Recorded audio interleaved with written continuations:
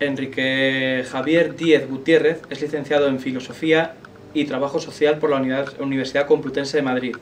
Se doctoró en Ciencias de la Educación en 1999 y desde 1997 es profesor de la Universidad de León, donde imparte clases de didáctica o educación y diversidad sociocultural, entre otras.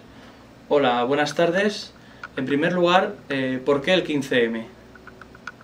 Fundamentalmente, quizá ha sido un movimiento que ha venido desde una convocatoria unánime por parte de muchas personas a nivel individual, pero también yo creo que es la eclosión de alguna forma de un malestar generalizado en una época de crisis como la que vivimos actualmente, que se basa fundamentalmente en que algo que ha provocado un sector de una oligarquía económica lo está pagando fundamentalmente la gente más joven, trabajadora y más precaria. Entonces el 15M quizá es un elemento simbólico que aglutina de alguna forma todo un movimiento de protesta y que trata de alguna forma, yo creo que de imitar o de ser también un efecto o algo relacionado con lo que ha sido la primavera árabe, es decir, un despertar de mucha gente joven diciendo no podemos conformarnos, no podemos simplemente admitir lo que nos dicen que esto es así y que tenemos que asumir el pagar la crisis siempre los de abajo. ¿Es necesario un consenso de mínimos? Yo creo que sí. Adela Cortina siempre habla de la ética de mínimos. Y es verdad que de alguna forma los seres humanos nos movemos con una especie de tratar de encontrar acuerdos que establezcan unas bases sobre las cuales trabajar. Los derechos humanos, por ejemplo, fueron una especie de consenso de mínimos, es verdad que no siempre se han incumplido, pero que nos han servido para iniciar todo un proceso. Es verdad que están cuestionados, criticados, que debemos avanzar mucho más desde los movimientos feministas, desde los movimientos árabes, efectivamente, desde los movimientos indigenistas, más allá. Pero nos ha servido para iniciar. Lo mismo en esto.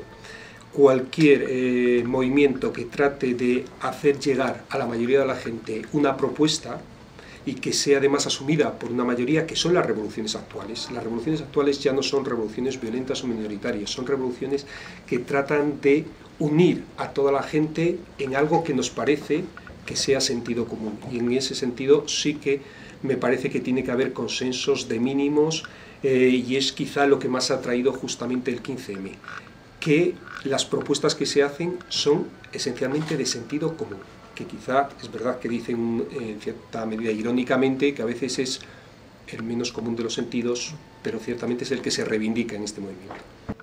¿Cómo ha vivido la acampada de botines con el paso de los días? Yo lo he vivido primero con una euforia por parte de el primer momento, muy extraordinaria, quizá porque en León nunca había habido desde hace muchos años un movimiento tal, que además ha surgido de forma espontánea, no se ha organizado desde movimientos establecidos ni desde sindicatos o partidos políticos, sino que ha surgido desde las redes sociales, por eso la posibilidad que dan estas redes, pero ciertamente ha llegado a ser un movimiento masivo porque los otros medios, los medios tradicionales lo han difundido también. Todavía seguimos teniendo ahí ese puente intermedio de los medios tradicionales para que sea una movilización masiva. Y ciertamente, comparándolo, por ejemplo, con un 1 de mayo, con un 1 de mayo, ha triplicado, cuadruplicado lo que habitualmente se concentra. Con lo cual sí que ha habido un primer momento de euforia muy fuerte. El problema de los seres humanos es pasar de esos momentos de euforia inicial a la continuidad de un movimiento, de una lucha, y ser sistemáticos y organizados y mantenerse. Eso quizá aquí en León ha derivado sobre todo, bueno, porque todavía en Madrid, en Barcelona se sigue manteniendo, pero ciertamente parece como si fuéramos un tanto a remolque de otros movimientos. Porque en León no es una ciudad tradicionalmente reivindicativa, ha sido una ciudad esencialmente provinciana y muy ligada sobre todo a las cuestiones básicas. No hay más que ver los medios de comunicación que, habiendo este movimiento, siguen sacando como primeras planas cosas anecdóticas que no tienen nada que ver, cuando aquí se está reivindicando de alguna forma otra forma de ver el mundo y otra forma de plantearlo. ¿Cuáles pueden ser los siguientes pasos? Los siguientes pasos, es verdad que aquí no tenemos una infraestructura como en las grandes ciudades, por ejemplo Madrid o Barcelona, donde los barrios es una vía importante porque hay comunidades fuertes, hay estructuras fuertes de trabajo ancladas en los barrios. Aquí los dos partidos mayoritarios desmontaron todo el asociacionismo vecinal en los barrios y prácticamente no queda ningún tejido social reivindicativo. Ese es el gran problema, o los cooptaron o los destruyeron y los manejaron. Y ese bipartidismo de alguna forma ha roto cualquier posibilidad de trabajo en el ámbito barrial. Yo creo que ahora mismo en los pasos siguientes tendría que ser concentrarse en algo que se ha dicho en las asambleas, en algunos momentos y algunas ocasiones, que me parece tan importante, concentrarse en algún punto fundamental, consensuar un punto de trabajo que una vez conseguido, que una vez que se tenga una cierta victoria, por decirlo así, pueda llevar a otra gente a unirse más y ampliar a otras reivindicaciones, pero que deberíamos buscar de alguna forma un motor de trabajo más que muchos. Tratar de cambiar ahora mismo todo y continuamente sería muy difícil. ¿Es reversible la situación actual? Sí, no solo es reversible, sino que en esta larga noche neoliberal que dice Boaventura dos Santos, a mí me parece fundamental recordar algo que lo explicaba muy bien Susan George, del movimiento ATTAC. Dice Hayek, Friedman, los grandes líderes de lo que es todo ahora el neoliberalismo, que es de alguna forma el capitalismo sin rostro y además descarnado, hace 30 años eran economistas que eran los frikis de la economía. Es decir, nadie les invitaba a un congreso, nadie les publicaba ninguna revista, nadie hacía prácticamente, contaba con ellos para nada. Sin embargo, se han convertido ahora en el libro y el manual de cabecera de los políticos que están convirtiendo la política en una profesión y al servicio fundamentalmente del mercado. ¿Qué es lo que ha pasado? Y lo decía la Fundación Rockefeller. El director de la Fundación Rockefeller lo dijo en algunos momentos y lo ha repetido bastantes veces. Dice, nos costó mucho dinero, nos costó mucho tiempo, pero a través de congresos, a través de publicaciones, a través de eso, hemos conseguido cambiar el sentido común. Y es un poco lo que plantea Gramsci. Es decir, la forma de dominación actual no es económica ni militar solo, es fundamentalmente ideológica. Si conseguimos que la gente de abajo tenga los mismos deseos, las mismas formas de pensar que la clase dominante, de alguna forma acaba siendo la mejor forma de dominación, y eso es lo que pasa actualmente. Por lo tanto, sí que es reversible la situación, pero claro, significa justamente invertir este proceso. E igual que se ha llegado a este punto, se puede volver hacia otro punto. ¿Hay otro sistema económico posible? Sí, efectivamente hay otro sistema económico, y quizá el término que podríamos utilizar para definirlo es lo que se ha venido a denominar decrecimiento. No se trata de alguna forma de un modelo económico solo, sino es un modelo vital de entender la vida, la economía y al servicio de lo que está la economía. Recordando para qué se había hecho la economía, que era para generar de alguna forma respuestas a las necesidades que tiene el ser humano, no era para ganar dinero, ni para apropiarse, ni para enriquecerse. Eso no era la finalidad inicial de la economía. En este sentido, el decrecimiento supone una búsqueda de una forma de entender la realidad y la vida en otro modelo de consumo completamente diferente. ¿Cómo se podría llevar a cabo? Fundamentalmente yo creo que hay dos líneas, a mí me parece cruciales.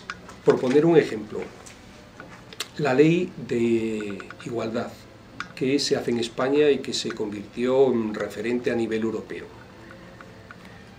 Esencialmente la ley de igualdad ha tenido una parte positiva, que era aquella que no costaba dinero y que todo el mundo ha empezado a desarrollar en las normas. Una de las vías son las normas. Y otra vía es, si quieres hacer labor preventiva, tienes que entrar con la economía. ¿Qué quiero decir con esto? Dos líneas a mí me parecen fundamentales. Por una parte, ahora mismo, las normas están estableciendo el terreno de juego donde nos movemos. Y en el Parlamento Europeo hay 790 y pico parlamentarios y parlamentarias. Pero hay más de 15.000 lobistas, es decir, equipos de abogados y abogadas que viven en una de las ciudades más caras del mundo. ¿Quién paga a esos equipos de abogados y abogadas? Las grandes multinacionales. Y esos son los que están generando normativa que presentan a los comisarios europeos, a las comisarias europeas, y que son las que establecen al final las normas, las leyes que luego se nos aplican en toda Europa, curiosamente, porque ves que coinciden prácticamente. Entonces, claro, cuando llega la ley Sinde, no es que de repente se le haya ocurrido ahora mismo la ley Sinde a la ministra. Cuando llega la directiva Bolkestein y Esperanza Aguirre está privatizando toda la educación y la sanidad, es que proviene de Europa.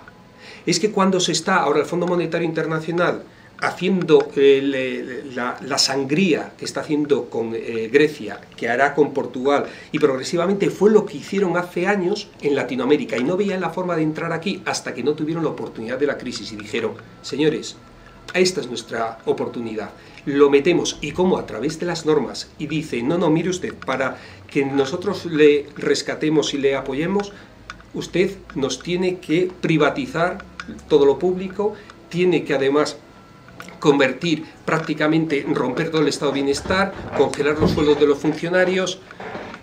Ese es el modelo que se está manejando actualmente. Por lo tanto, las normas es una de las vías fundamentales. Tenemos que llegar a conseguir que las normas que se hacen en Europa, en el Fondo Monetario Internacional, no estén siempre mediadas por el mercado y no sean siempre los dueños de las multinacionales quien las establezcan. Y la segunda vía, yo creo que tiene que ser una vía de lucha política, en el sentido no de partidista, sino una lucha política tal como se está haciendo en la calle. ¿Qué significa tomar la calle?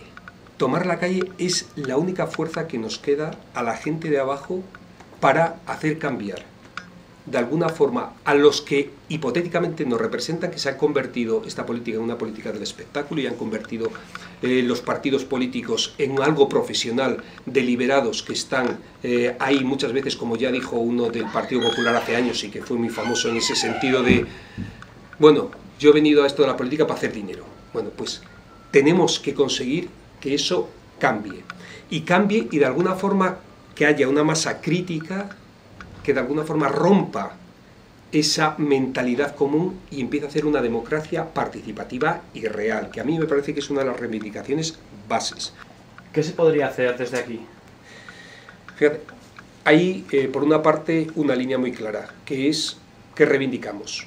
Y eso, yo creo que ese consenso de mínimos se ha ido estableciendo y es además una lucha a largo plazo y hay todo un camino ya enfocado para trabajar.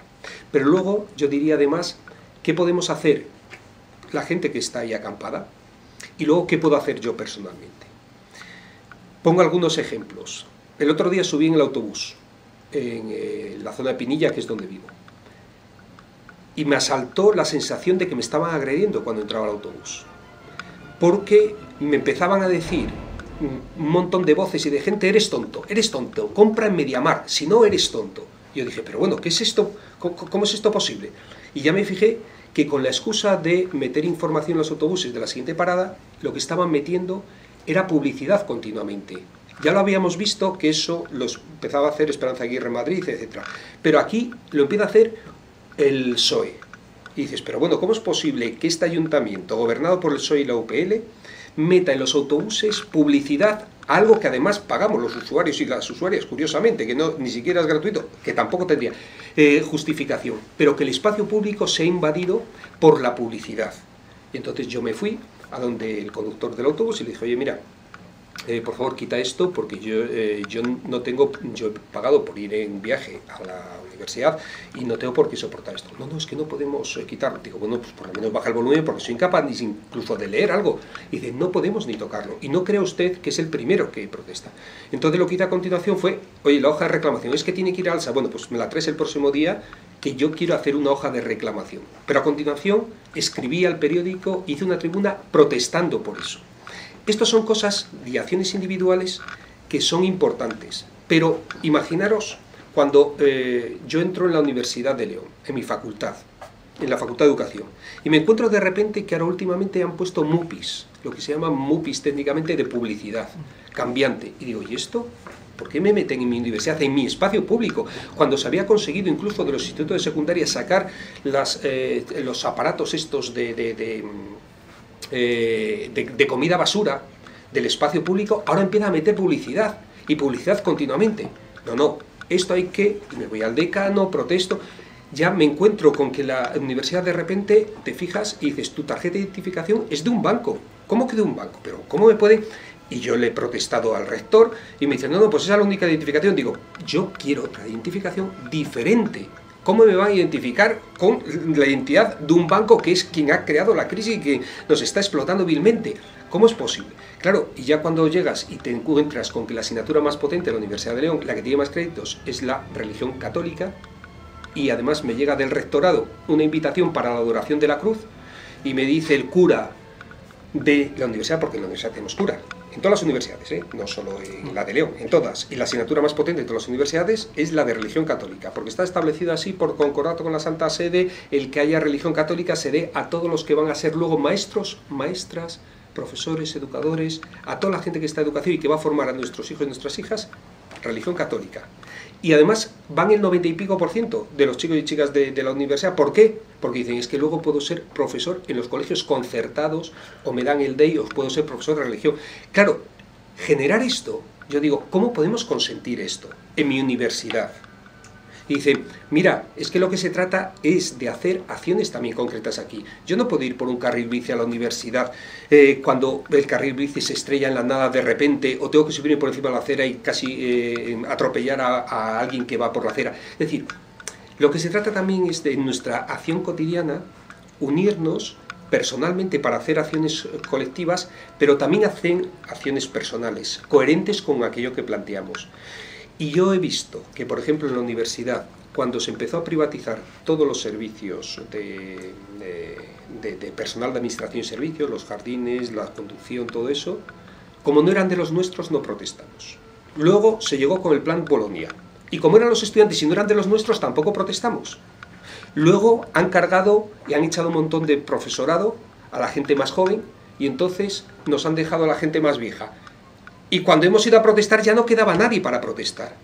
Entonces, claro, en este modelo de lo que dice Naomi Klein con la doctrina del shock, donde nos están soltando continuas andanadas, nos están abriendo brechas continuas por tantas partes, la gente se siente impotente y al final, como no sabe muy bien qué hacer, se va para casa. Por eso, el movimiento de tomar la calle, de estar ahí, es el primer germen para decir que otra gente se una y diga, es posible hacer cosas. Y además porque se están haciendo cosas diferentes. En educación, en sanidad, se está movilizando la gente. Lo que pasa es que los medios no quieren que se muestre esas movilizaciones. Y eso es lo importante, hacerlo visible. No solo hacer acciones, sino que las acciones sean lo más visibles posibles y que otra gente se pueda unir y decir, anda, qué buena idea, yo también la comparto, estoy en ello. Eso es lo importante de tomar la calle. Y eso está importante del 15M. ¿Cree que es necesaria la creación de un medio de comunicación propio para el movimiento del 15M? No sé si sería necesario la creación de un medio propio, pero al menos apoyar alguno de los medios alternativos que ya hay. Porque hay muchos medios alternativos, pero que prácticamente no tienen repercusión. Desde Diagonal, a Rebelión, a Nodo 50, a Indimedia, es decir, darle visibilidad. Porque ahora mismo el problema que tenemos son los grandes medios que de alguna forma lo que hacen es copar el espectro y no dar posibilidad de otra información. Y sobre todo lo que hacen es delimitar el terreno de juego. No se trata tanto de qué es lo que dicen, sino qué es lo que no dicen, qué es lo que no es noticia. Y lo que no aparece en los medios no tiene ningún tipo de posibilidad real de que sea también elemento de discusión. Y claro, es la película de Cortina de Humo, es la película que refleja muy bien eso, que cuando hay un problema de la crisis bombardeamos Libia, cuando hay un problema de que la gente, aquí hay no sé cuántos gente parada o eso, y que les vamos a quitar además la ayuda de 426 euros, entonces montamos una historia, llámese en Estados Unidos con el caso Levinsky, llámese aquí el asunto con el caso, es decir, siempre buscan de alguna forma tener a la gente entretenida con determinadas cuestiones. Y ahora mismo es lo que los romanos inventaron y las romanas inventaron hace mucho tiempo, que es lo de pan y circo, solo que ahora es circo sin pan. Para finalizar, y retomando el tema económico, ¿sería factible mantener la jubilación a los 65 años en el estado actual? La reivindicación debería ser, no a los 65, debería ser a los 60. Por una cuestión básica. Porque si la economía está al servicio de las necesidades humanas reales, lo que no podemos es esperar a que la gente se jubile y pase el tiempo que le queda de vida en el hospital. Porque si se jubilan a los 67, a los 68, ya Angela Merkel habla incluso de los 70 como posibilidad de futuro, lo que va a haber es una jubilación prácticamente en los hospitales, en el geriátrico. ¿Cómo es posible que en una sociedad como la que vivimos no se reparta el trabajo? ¿Y cómo pueden entrar los jóvenes a trabajar cuando prolongamos la edad de trabajo?